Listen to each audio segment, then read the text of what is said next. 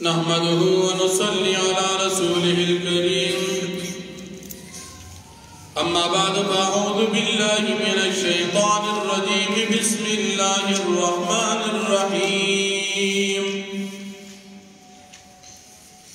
या अय्युहल्लज़ीना आमनु इस्तईनु बिस्सब्रि वस्सलाह इन्नल्लाहा मअस्साबिरीन।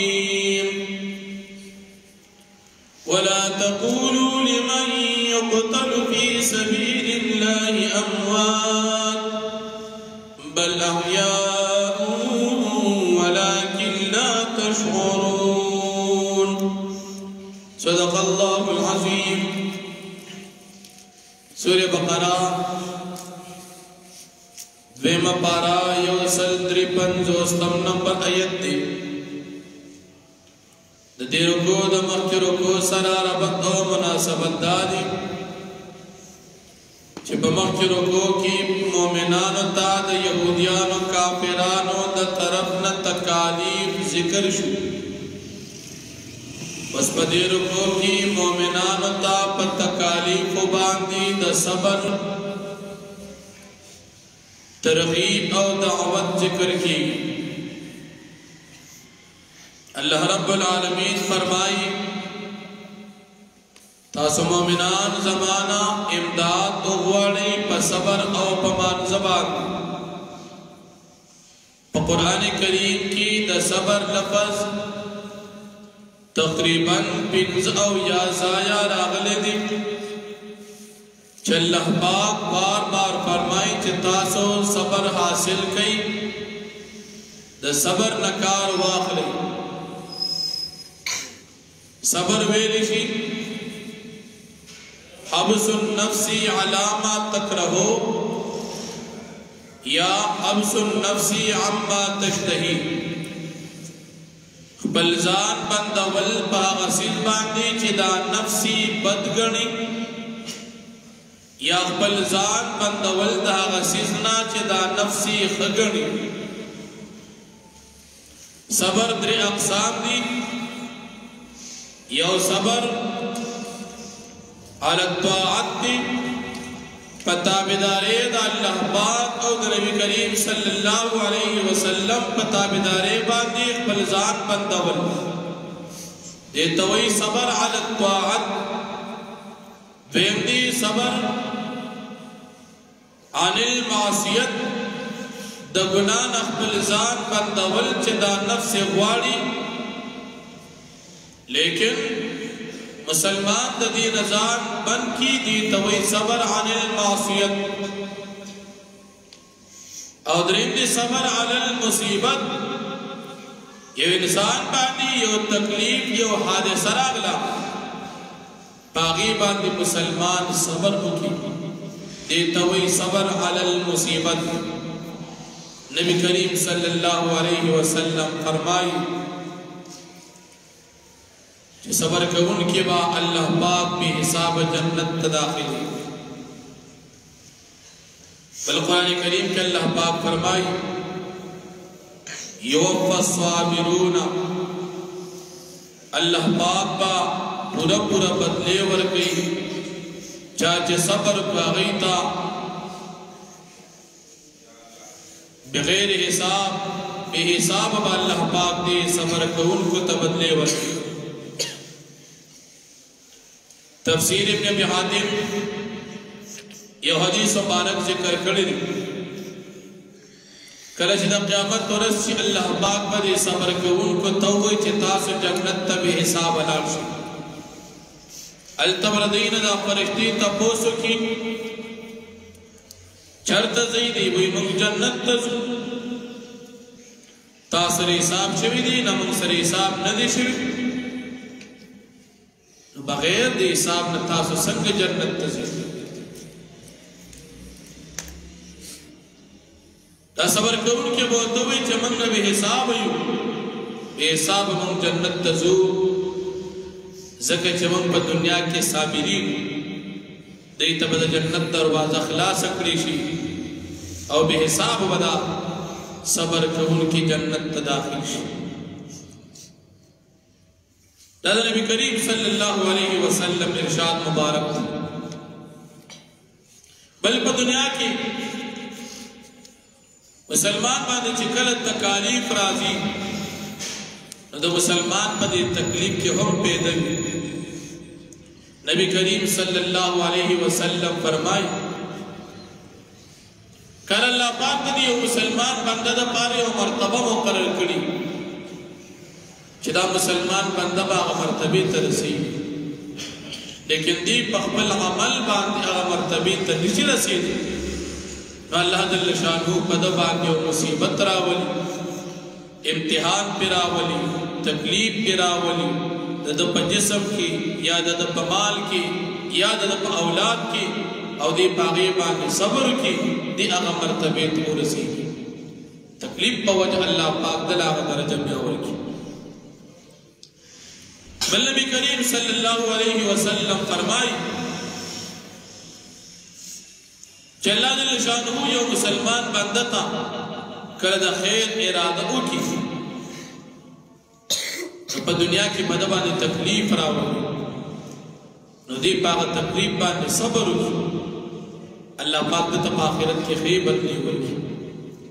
او چی دا خیر ارادے ورطا نوی کری نو دل په دنیا کې سزا او تکلیف نه ورکړي د داغه تکلیفونه آخرت ته پاتې شي بل عموما تکالیف دا په نیکانو باندې راځي حدیث مبارک کې راځي اشد البلاء الانبیاء ثم الامثل فالامثل ډېر سخت تکالیف دا په پیغمبرانو راځي او بیا چې څوک د پیغمبرانو ډېر تابعداري دا تکلیفونه باندې راځي نو مسلمان طریقه سوي مسلمان په هغه تکلیف باندې صبر کوي حضرت عبداللہ بن عباس رضی اللہ عنہ فرمائے چې کوم انسان ته الله پاک څلور خصلتونه ورکړي دې انسان ته الله پاک د دنیا او د آخرت خیر ورکړي یو چې کوم مسلمان ته الله پاک زړه ورکړي شکرګزار چې الله پاک شکریہ ادا کوي دویم چې کوم انسان ته الله پاک جبه ورکړي د ذکر د پاره الله د یاد د پاره د جبوي هغه الله یادوي او دریم کوم انسان ته چې الله پاک نفس ورکړي د صبر تکلیف کم صبر د گناہ نم صبر پنیکے باندې صبر او سلورم کم انسان ته چې الله پاک نیک بیبي ورکړي چې هغه د په موجود کې او بغیر موجود کې د سره هیڅ قسم خیانت نه کوي دا سلور خسرتونه چې چاته ملو شو د انسان ته الله پاک د دنیا او د آخرت خیر ورکړي او بل د هر عمل بدلا هغه مقرر ده په حساب ده لیکن د صبر بدلا دا به حساب کوم انسان ته چې الله پاک صبر نصیب کو یقینا دا لوی نعمت صبر دا نبی علیہ الصلوۃ والسلام طریقه ده د مسلمان پہچان دا چې دی به صبر کوي حیوانات الله پاک پیدا کړی دی هغه له قوت شهوانی ورکړی دی هغه کې عقل نشته فرشتي الله پیدا کړی دی هغه کې عقل نشته قوت شهوانی او غضب پکې نشته او انسان الله پاک پیدا کړ په دې درې طاقت قوت شهوانی دی قوت غضبانی دی او عقل دی نو دې درې واړو کې بدی د صبر نه کار اخلي قوت شهوانی په صبر باندې بنسا قوت غضبانی کې هم د صبر نه کار اخلي او په عقل کې هم د صبر نه کار اخلي نو د صبر درې اقسام دي کله چې مسلمان ته تکلیف ورسیږي دا مسلمان چې په کله صبر وکي الله پاک دې مسلمان ته بدله به حساب ورکړي بل الله پاک فرمایي چې تاسو مان امداد وغواړئ په مانځ باندې کله چې ستاسو ضرورت وي نو مانه مدد غواړي په مونږ باندې دا د نبی کریم صلی الله علیه وسلم هم طریقه وه کله به چې څه مدد د الله نه غوښتل مونځ به یې کوو نبی علیه السلام مختلف مونځونه دا نوافل مونځونه چې نبی علیه السلام کړي دي دا خو بې فرض نو کله اشراق کوا کله چاش کوا کله اوابین کوا کله صلات حاجت کوا او کله صلات التسبیح کوا دا منځونه خو نبی علیه السلام فرض نو او بیا هم کول د دې لپاره چې الله پاک امداد وکړي بل مشکات شریف حدیث دی کله به چې نبی کریم صلی الله علیه وسلم څه تکلیف راغی فوراً الله پاک ته متوجه شو یو پیره یو صحابي دی هغه ته پیغام ملو شو چې د نبی کریم صلی الله علیه وسلم لور وفات شو سورلې باندې فوراً ناکوس شو مونږ شو د نبی علیہ السلام نه اورېدلي چې په چا باندې څه تکلیف او غم راشي نو دې فوراً الله ته متوجه کیږي او د نبی علیہ السلام د لور د وفات نه بل غټ غم کم یو د نبی علیہ السلام لور وفات څه څونه غټ غم دی نو مسلمان لا پکار دی چې د بے صبرۍ نه کار نه په هر کار کې دې صبر او بل صبر دی وکړو او مونږ دې موږ د الله نه امداد وغوښتو طالب الله کوم نعمت درکړي ان الله مع الصابرین الله در سره ملګری شو چې الله مرګتیا در سره رااله تا ته ضرورت نه بل چا الله وې زده مرګري چې صبر کوي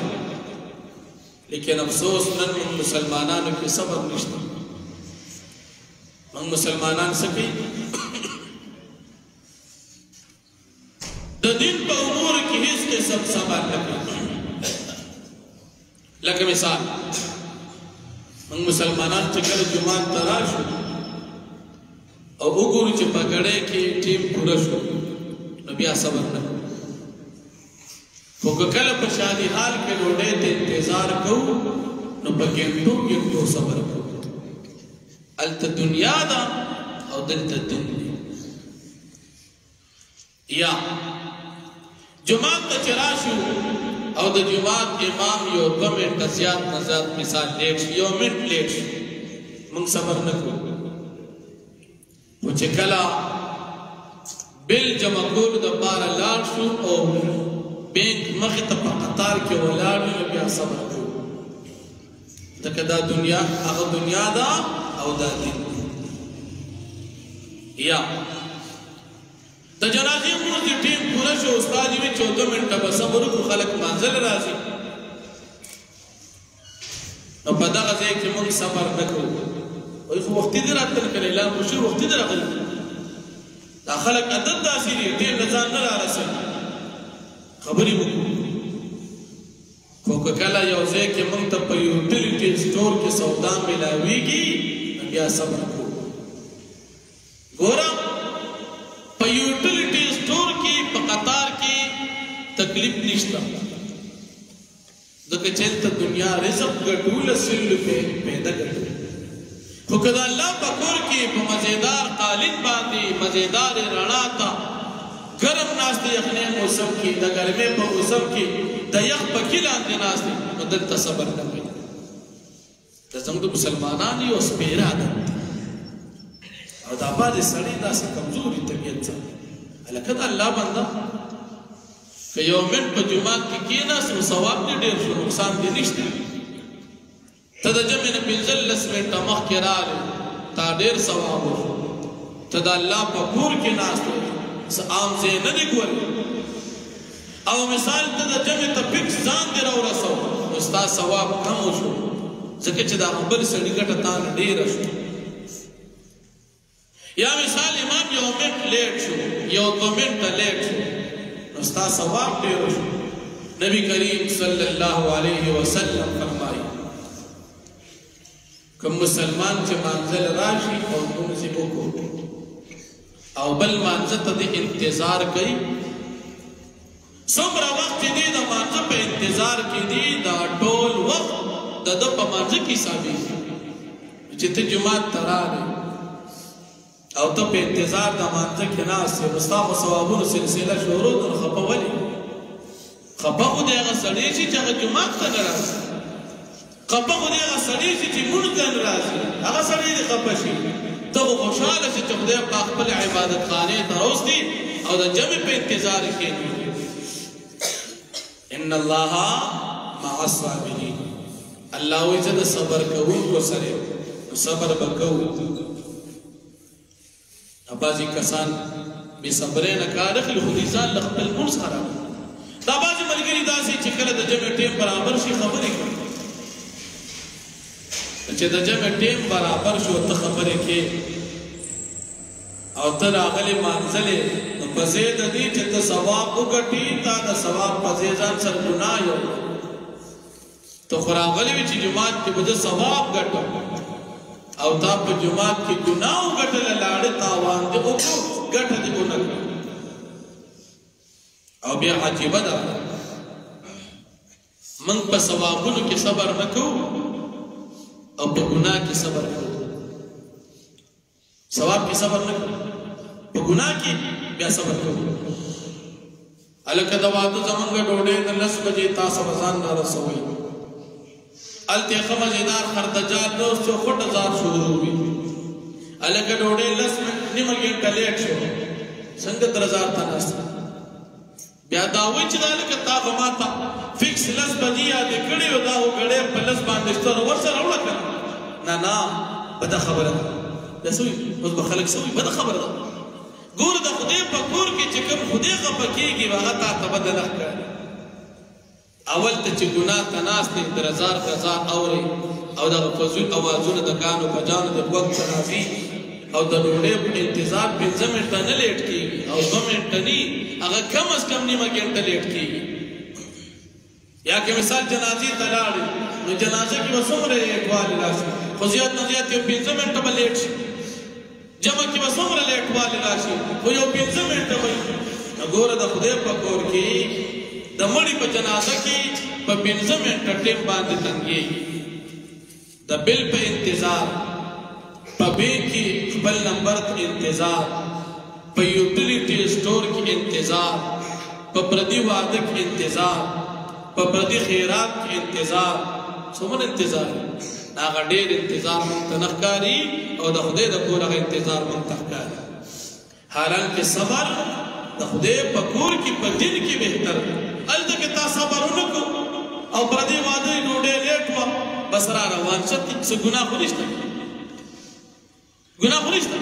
بس ډوډۍ لیټ هلکه زه رالم زما کار به زه لاړم خو که د خدای په کور کې ناست او تا جمع ته څومره انتظار وکړو تا ته په یو سیکنډ الله د جمع اجر درکوي نو دا ثواب موږ تاسو ته الله موقع راکړي دي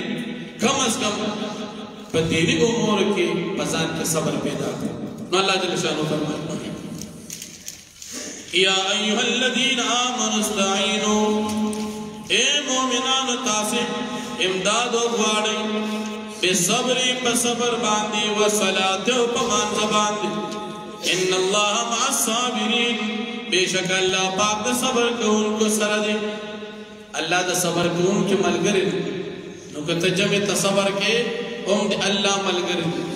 په جنازه کې صبر کې د الله ملګری دی او که تکلیف در باندې راغی او صبر کې د الله ملګری دی او که د ګناه نه ځان ساتي او صبر کې د الله ملګری دی او چې الله دې ملګری شو ستا تمام کارونه پوره شو الله پاک دې موږ او تاسو ته د صبر په تمام درجاتو باندې عمل کول توفیق راکړي واخر دعوانا